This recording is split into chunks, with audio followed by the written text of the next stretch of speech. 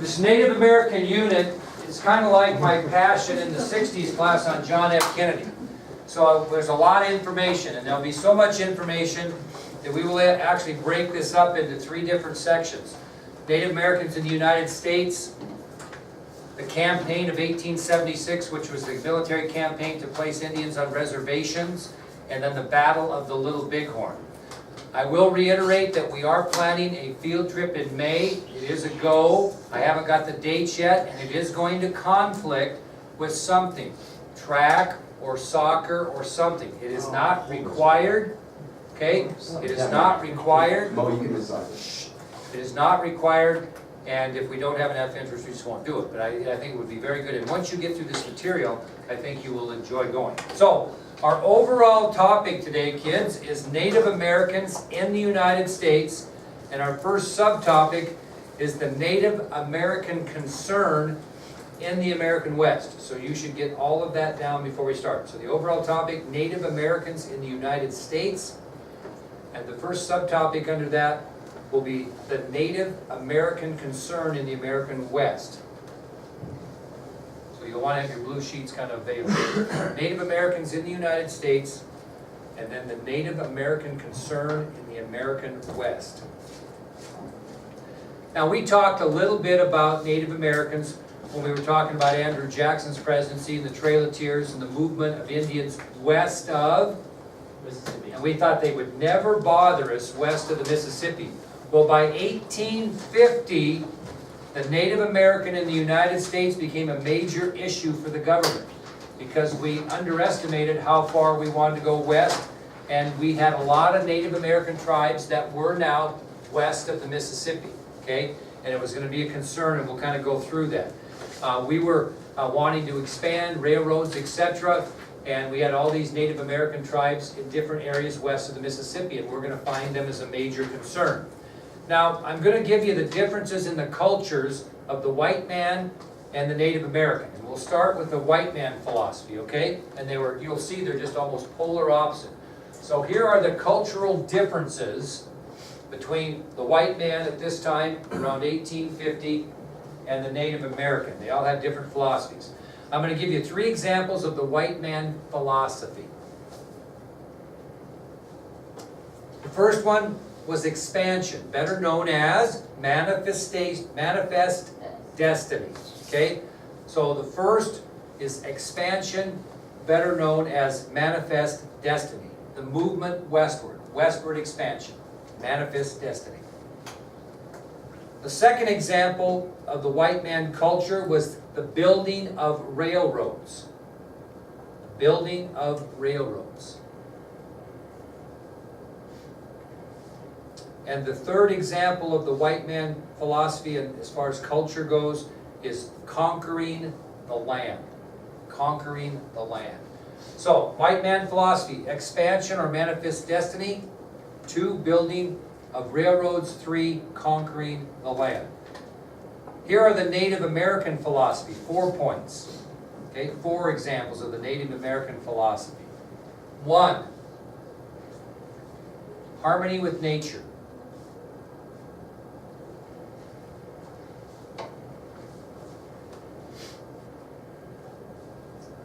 2, the land was viewed as a gift.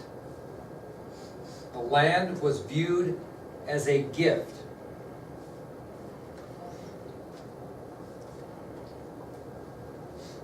3, Native Americans were very non-possessive.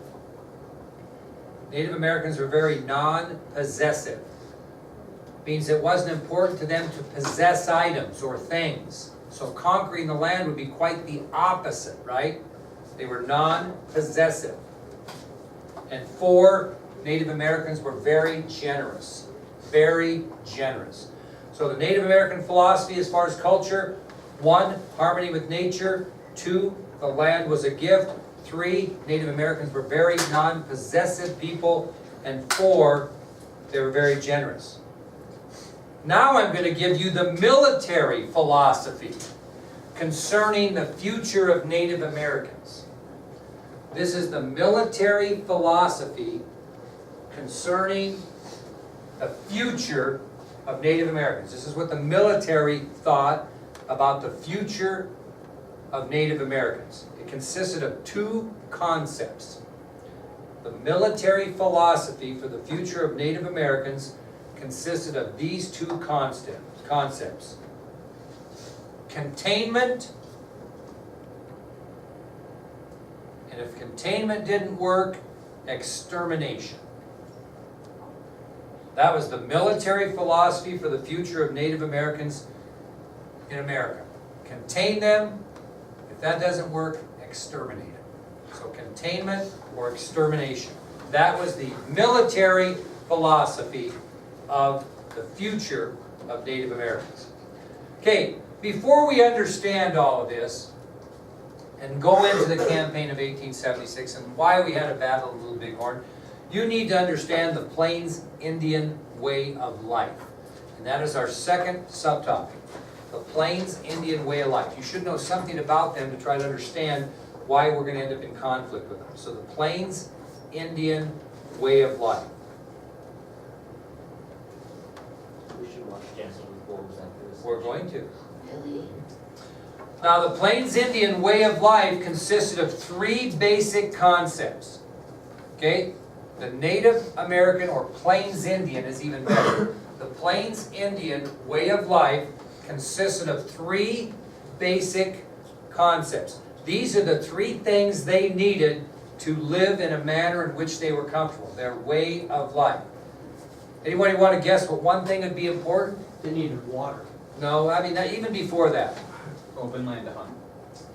Freedom, very good. They needed freedom. In order for them to succeed in their way of life and be able to exist, they needed freedom. What else? What else was very important to them? Katonka. Livestock. Buffalo. Buffalo. Buffalo. That's the Sioux word for buffalo. So they had to have buffalo. They had to have freedom. And the third thing that made up their way of life was religion. So the Plains Indian way of life consisted of three basic concepts: buffalo, freedom, and religion. Mr. Drew, Yes. you said the Indians were really generous. Were the Crow not? They kind of attacked him. Well, there's reasons. You'll get into that. That's what I was going to Yeah. ask. Now, for this Plains Indian way of life to exist, two things had to stay constant for them. Okay?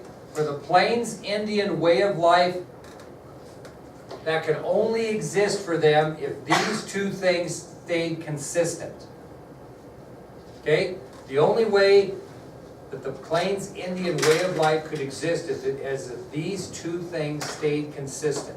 One, the abundance of game.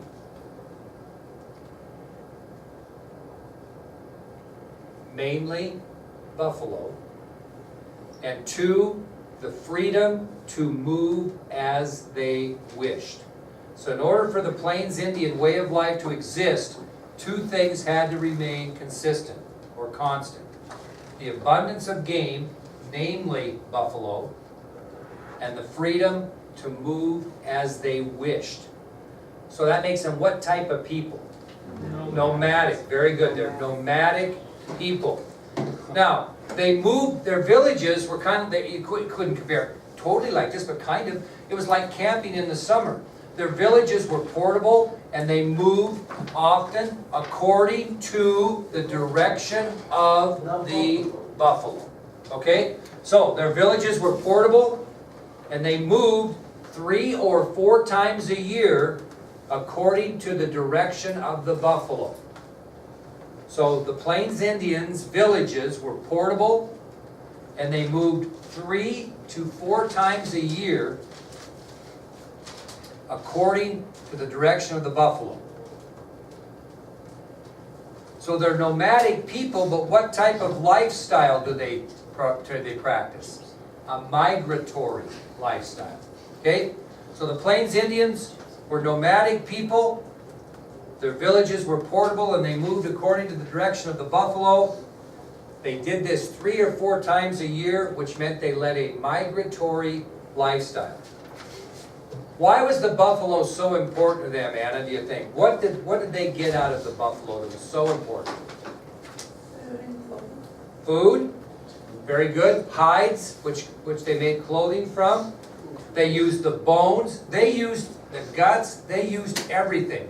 When they slaughtered a buffalo and butchered a buffalo, nothing went to waste. Virtually nothing. They used everything possible on the buffalo, and that's why it was so important. Bones were made for tools, needles, weapons, awls to sew with, for example. Yeah. All right, now, we told you they moved 3 or 4 times a year, so what did they also do those 3 or 4 times a year? Hunt buffalo. They didn't hunt them every day. They had a buffalo hunt 3 or 4 times a year, took as many buffalo as they thought they needed till the next hunt. So this wasn't something they saw buffalo every day and shot them. Okay? They had a buffalo hunt 3 or 4 times a year. They respected the buffalo. They didn't shoot buffalo just to shoot buffalo. They used every single part of that buffalo for something. So they hunted 3 or 4 times a year for buffalo. So they ran them off cliffs. Well, just hold on here. I'm going to make you give the lecture. Okay? So they hunted buffalo 3 or 4 times a year. Now, this is what caused conflict. The coming of the white man westward threatened the Plains Indians, and it disrupted their way of life. It disrupted the buffalo, it disrupted their freedom, and it disrupted their religion, which we'll talk about. That's what led to the conflicts that we're going to be talking about. Now, there were 2 areas of land that were considered sacred from a religious point by the Plains Indians. And the 2 were the prime hunting grounds and their spiritual areas. Okay? So the 2 things that were sacred to the Plains Indians that you didn't want to mess with were their prime hunting grounds and their spiritual areas. Is that like off that Jeremiah Johnson? Whenever they, remember when they ride through that, like, Such a good movie. is that what they mean by spiritual? Yep.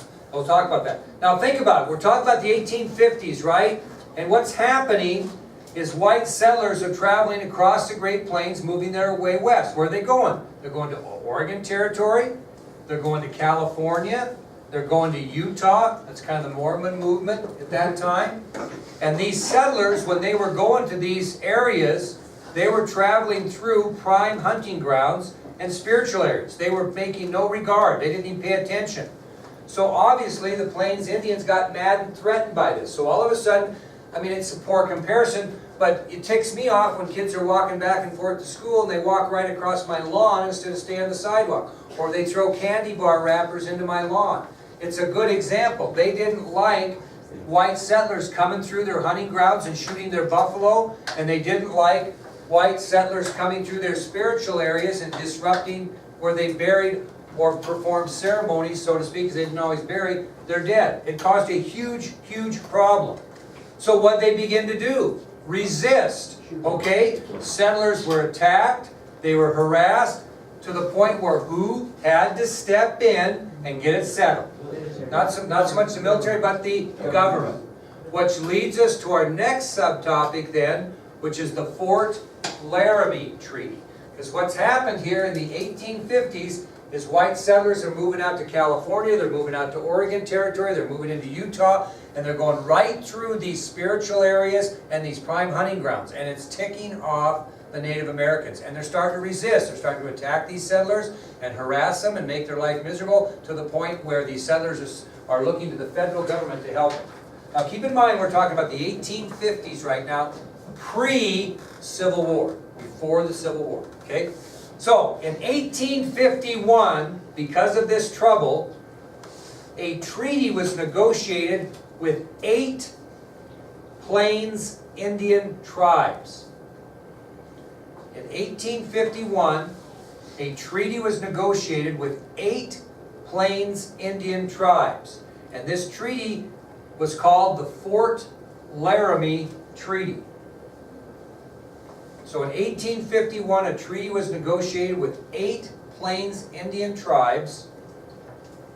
and the treaty was called the Fort Laramie Treaty. Now, one of those 8 tribes was the Sioux Indians, S-I-O-U-X. S-I-O-U-X. So one of the 8 Indian tribes was the Sioux. Keep that in mind. Now, here's what the agreement stated, and this is just for the Sioux. Everybody got kind of their own thing, but this is what the Sioux Indians got as a virtue of the Fort Laramie Treaty. They got $50,000 a year in exchange for 2 things. So the Sioux Indians received $50,000 a year by virtue of the Fort Laramie Treaty in exchange for these 2 things. What do you think one of the things would be? Pretty obvious. Safety of settlers traveling westward. So that's the one thing the Sioux had to agree to, is the safety of settlers traveling westward. But the government also got something else out of that deal for the $50,000 a year. Other than the safety of the settlers traveling westward, the government received permission from the Sioux to build forts along the western trails that took settlers from the Mississippi River westward. So Sioux Indians got $50,000 a year in exchange for leaving the settlers alone, providing their safety, and allowing the government, number 2, to build forts along the western trails. Now, why would they build forts along the western trails? To give those settlers places to stop. You can't just, and resupply, and a little bit of protection if needed. Okay? Now, the Sioux chief that signed the Fort Laramie Treaty that represented the Sioux Nation was Chief Red Cloud, who's on your ID sheet. So Chief Red Cloud was the Sioux chief that signed the Fort Laramie Treaty, speaking for all members of the Sioux Nation. So in 1851, that treaty was put together. You know what it amounted to.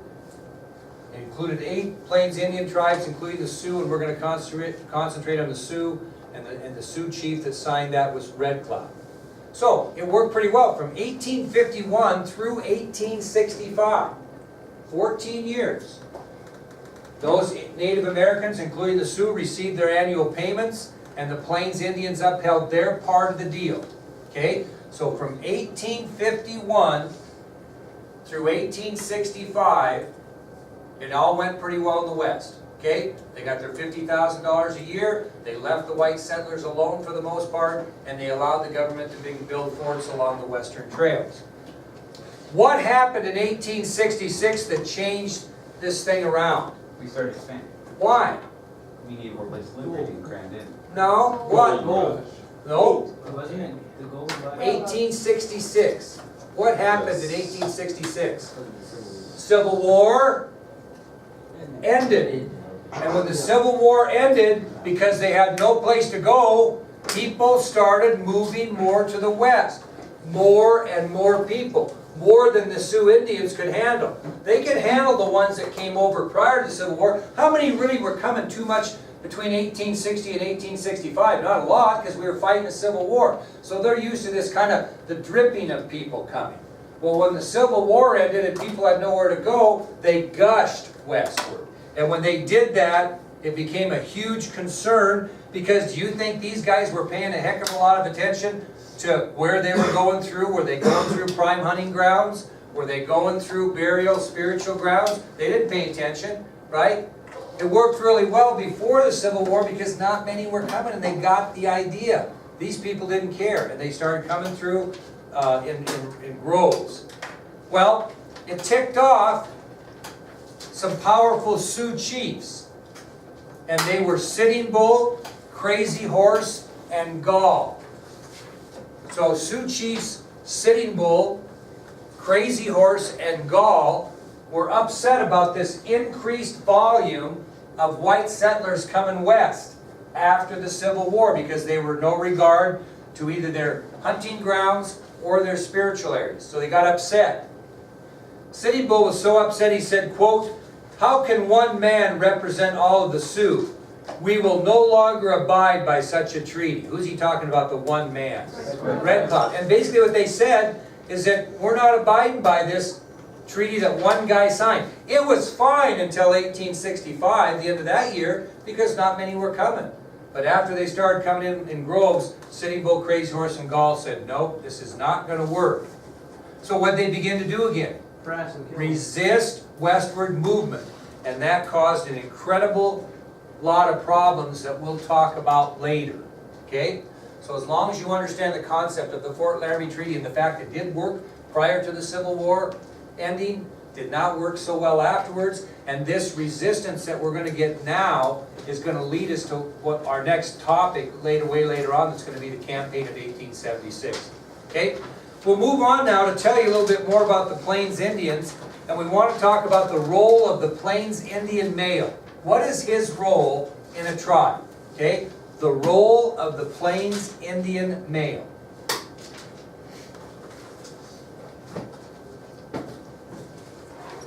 Now, if you were born male in a Plains Indian tribe, you had two responsibilities to your people. The role of a provider and a role of a protector.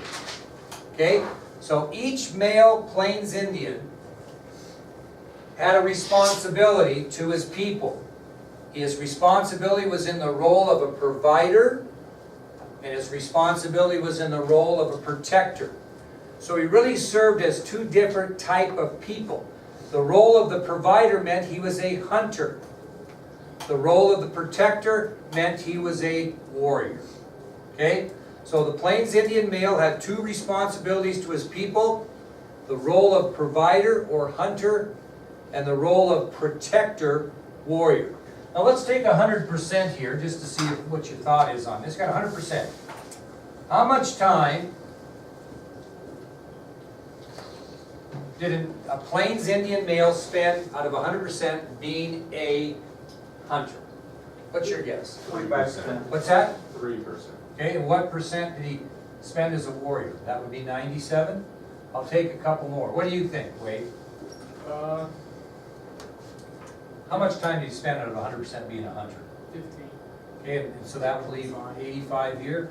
And how about you, Chloe? What's your guess? How much time did he spend as a hunter? Let's say 30. Okay, 30% as a hunter I like that hundred. and 70% as a warrior. I'd say. Okay, No, but you have, three, you have to have more But it's food like than just complete that. opposite. Hunter, 4 days. warrior. I knew it would be like 80%, complete opposite.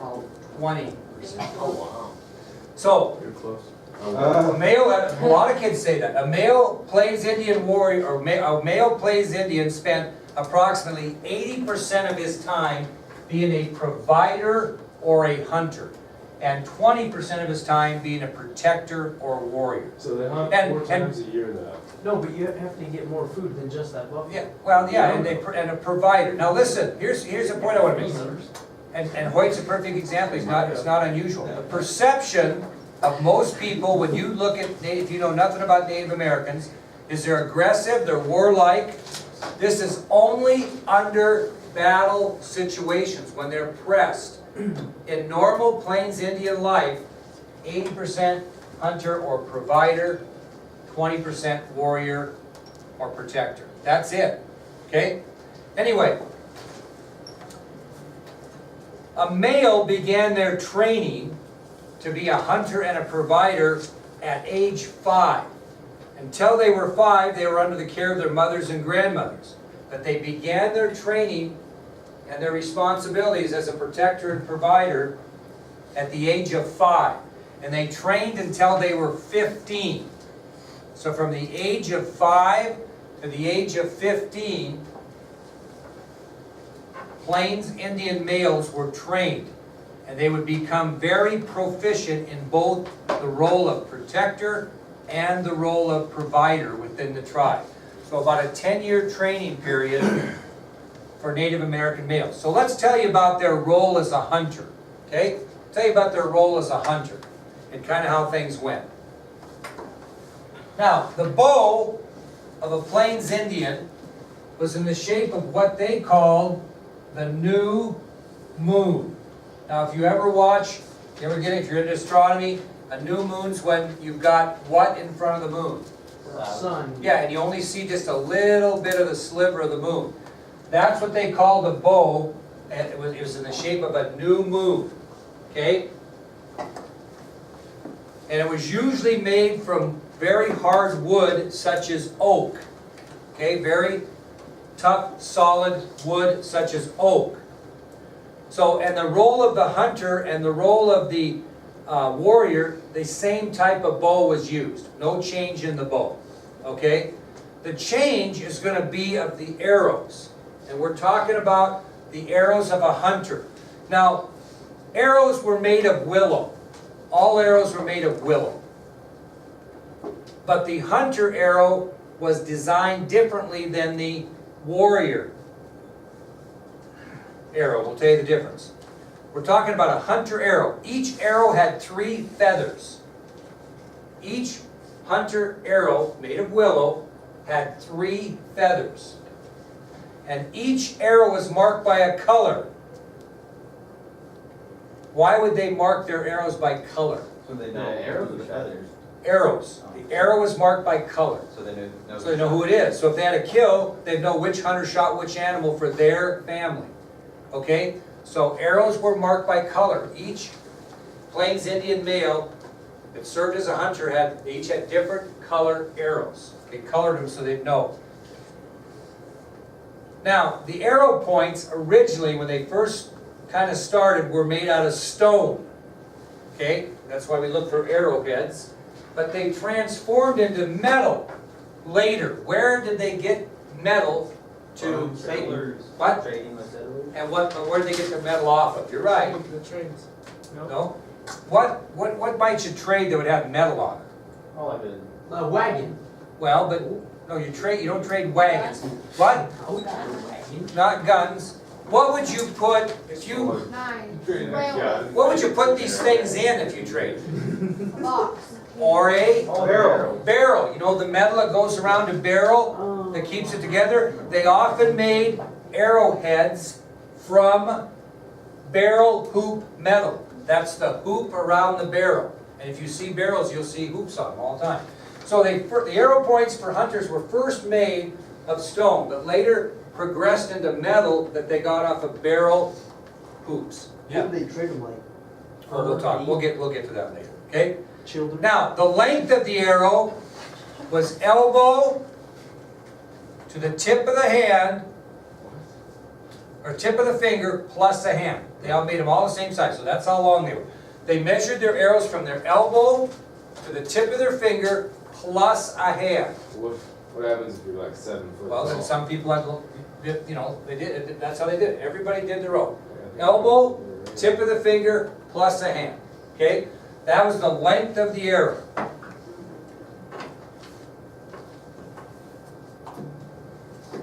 Now, the arrow tip was placed in the arrow vertical. Okay? Because the idea was to penetrate an animal between the ribs. Now you think about a human stands up, and which way are their ribs? This way. If I was to lean over in the position of an animal, which I'm not going to do, because I might not get up, which way would my ribs be Up pointing? and down. Yeah, that's why. So think about that. So the arrow tip was placed in the arrow vertical. So it would penetrate the ribs. Okay, ribs of a animal are going to be this way, so they're going to have them this way. So they penetrate the ribs. Okay, that's the hunter. Now, prior to the horse, how did the Plains Indian hunt? On foot in disguises. So it was no different maybe than antelope hunting. You know, you go hunting, and if you go bow hunting, you camo yourself up. They would not camo themselves up. They would at times, but they would put on disguises matching a lot of times what they were hunting. Okay, and you see that sometimes in antelope hunting where someone will stand behind an antelope decoy or maybe even dress up in the colors. I've seen them stand behind the horse. Now, another way that they used to get buffalo when they were on foot before horses is they would use snowshoes. They would develop snowshoes from buffalo, and they would run the buffalo into deep snow and bog them down so they could go up and get an easy kill. This is when they're on foot. It's hard to chase, and the horse is a whole different game. So when they were on foot before horses, they developed snowshoes, and they would run the buffalo into deep snow and be able to shoot them that way. Now getting back kind of what Caleb said, once they received horses and hunted on horseback, a lot of times during buffalo hunts, they would do two things. They would run them profusely to get their blood going. They would run them like crazy, and then when they would shoot them, they would bleed out much quicker because your heart's beating and that. But on foot and during the time they had horseback, they often would have a buffalo jump area, a cliff, and they would actually run the buffalo right off the cliff, in which they would fall and perish upon landing. That happened a lot too. And if you go around Montana, I don't know Wyoming that well, but Montana, there are lots of places in eastern Montana where you can find buffalo runs where they run them right off the cliff. Yeah. Wouldn't that make the meat taste bad? Got their adrenaline pumping. I don't think they care. I don't think they didn't have quite the delicate taste we do Yeah, now. especially- Yeah. Well, they only like hunted like 3 or 4 times a year, and they only got like 2 buffalo that they needed. If they ran a whole herd off the cliff, Well, what would they do with all the They meat? didn't just get a few, they got quite a few 4 times a year. They just didn't hunt a lot off time. They just hunted and got what they needed, So so. a whole herd of buffalo would. Well, herd, yeah, it would depend a lot, that's a good question. Shh.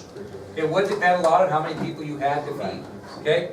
All right, let's talk about the warrior, and then we'll quit for the day. The role of the warrior, see if we can see some differences there. Okay, the role of the warrior. As I mentioned before, the bow used by both the Plains Indian hunter and the Plains Indian warrior were in the shape of the new moon, made from a hard substance, okay, usually oak. The arrows were made of willow, but they were a little bit different. They only had 2 feathers. I forgot to mention on the hunting arrow, they had 3 feathers. One, if you bow hunt, was the guide arrow, okay? Because the accuracy was important. Okay, in the hunting, or excuse me, in the warrior arrow, it only had 2 feathers on it, okay? And the idea was, we don't have time to find a guide arrow, and it'll fly faster with 2. And the idea of warriors, you want to get off as many shots as possible at your enemy. So it was a lot different concept. They didn't aim, they just shot as many as they could. So each arrow had 2 feathers for a warrior. And again, the concept was easier to fire at a rapid rate at a faster speed. Didn't need a guide arrow because you were just trying to get as many off as you could. Now, the 2 feather arrows were the very same as the 3 feather arrows. They were originally stone and later transgressed into metal from that barrel hoop metal. Okay? Now, the 2 feather arrow length was exactly the same. Elbow, tip of the finger, plus a hand. No difference there. But the 2 feather arrow tip was which way? Horizontal, because it wanted to penetrate the ribs of a man, okay? So a little bit different, because your ribs go this way, okay? So the difference is really, bow was the same, length was the same, willow arrow was the same, 2 feathers on the hunting arrow, or excuse me, 2 feathers on the warrior arrow instead of 3, because you did not need a guide arrow, and the feathers flew faster and hit the target quicker, and they tried to shoot as many as possible, so aim wasn't important. When they shot the arrow, doesn't it like spin and stuff? Not necessarily. Or just go straight? So That's whenever that's like a broadhead. But they had the technology down pretty good for that time.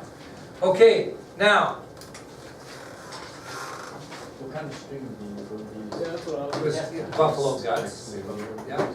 Now, here's what the average Plains Indian warrior was equipped with when they went into battle. They had their bow. They had approximately 100 arrows. They had a bison hide shield and usually a long spear. So if you were a Plains Indian warrior and you were going into battle, you would equip yourself with your bow. Now this is pre-gun time, okay? 100 arrows, a bison hide shield for protection, and a long spear. Now they became very proficient when they got introduced to guns. Now don't quote me on this because I don't have it at the top of my head, but when you talk about the Custer battle, they found 49 different types of ammunition that was used against the 7th Cavalry. So they had at least 49 different types of guns, rifles, and pistols during that battle, whereas the Army had 2 different types. So they had accumulated a lot of guns from a lot of places. Okay, but we're talking kind of prior to that. Now, if you were an Indian warrior, you could prove your worth by doing two things. You could make yourself a hero or prove you were awesome, so to speak, by doing two things. The first thing was stealing enemies' horses, stealing the horses of the enemy. So you made big points as far as being kind of a stud warrior or an awesome warrior or a very respected warrior if you stole enemy horses. That was a big deal. Stealing enemy horses was a big deal. Probably more important and a bigger deal was showing bravery in the face of the enemy. So stealing enemy horses was a good deal. But if you showed bravery in the face of the enemy, that was even a bigger deal. Anybody know what they called showing bravery in the face of the enemy? Not counting it, Coup. just coup. And they were so proud of that, they even kept track of it, how many times they did that, which was called counting coup. So showing the bravery in the face of the enemy is where they would approach an enemy and actually physically touch that enemy and get away unharmed. They even had what they called coup sticks, which were basically a stick about this long with a kind of a rawhide ball on the end of it, and they would come up to the enemy like enemy soldiers or even enemy Indian tribes, bat them on the back of the shoulder and get away unharmed. That was a big deal. And they kept track of that. How'd they keep track of it sometimes? They put them in They the put it on their coup stick. So anyway, there were certain ways a warrior could prove his worth. One was stealing enemy horses. The other was to show bravery in the face of the enemy. Showing bravery in the face of the enemy was referred to as coup. And a warrior would approach an enemy, touch them, and come back unharmed. And keeping track of that became a big deal in Plains Indian warfare. It was called counting coup. Now, did the first intensive fighting on the part of Native Americans on the plains occur between Indian tribes and military? No. It was between Indian tribes and Indian tribes. Okay? Matter of fact, some of the bloodiest encounters were when Indian tribes fought other Indian tribes for possessions of areas. Okay? And if a chief was killed, then another battle always occurred, and those battles were brutal. They were bloody. The dead were scalped and mutilated beyond recognition in many cases. So some of the bloodiest fights between tribes occurred after one of the tribe's chief might have been killed. Then they got into a hell of a battle, and those got ugly. They would scalp each other, so to speak, Native Americans, and they would mutilate their enemy beyond recognition. That continued, as you'll hear about later, when they began to battle military. And in Custer's last stand, soldiers were badly mutilated to the point, just give you a quick update, Tom Custer, who was George Custer's brother, the only way, I'm not done yet, not even close, the only way they could tell that it was Tom Custer is by a tattoo he had on his arm. That's how badly he was mutilated. Okay, now, why did they mutilate their enemy? Because they believed in the afterlife. They believed in reincarnation. Okay? And they thought they would battle their enemies again in the afterlife, in reincarnation. So if I'm battling Morgan, and I kill Morgan and I chop off both of her arms, which was common, they believed that she would come back in the afterlife without arms, which would make it easier to battle them again. So that was the idea behind mutilization, not so much scalping, but mutilization, is they believed in the afterlife, they believed in reincarnation, and they thought they might meet their enemies in the afterlife. They wanted to put them at a disadvantage. Okay? Now, before Native Americans went into battle, whether it be with themselves, another tribe, or military, they always looked to their religion for strength. Did a lot of praying. But they didn't pray to God, they prayed to their own God, which was known as the Great Spirit. Okay? So they did believe in God. I'm not sure it was the same kind of God we believe in, but they called their God the Great Spirit. And they looked for direction. And lots of times they would take peyote, for example, prior to battles, and kind of have a hallucination or dream, and that would be called what? Spirit. Be called a vision. And they would be told in their dream or vision the outcome of the battle. And they thought that's the way it would go.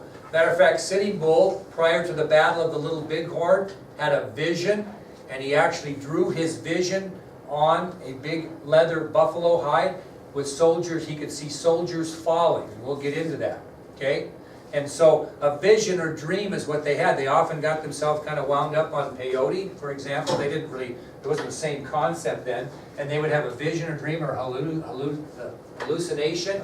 And whatever happened in that dream was their vision, and that's how they saw things would come out in battle the next day. So that was really important. Okay, that gives you some real good information on Native American warriors and hunters. Remember those forts that they got permission to build in the Fort Laramie Treaty? We're going to go back Monday and talk about some of those forts, and one in particular, and a military engagement that happened at that fort. Okay, any questions at all? What would they do with the horses after they stole them? Just use them. Just use them.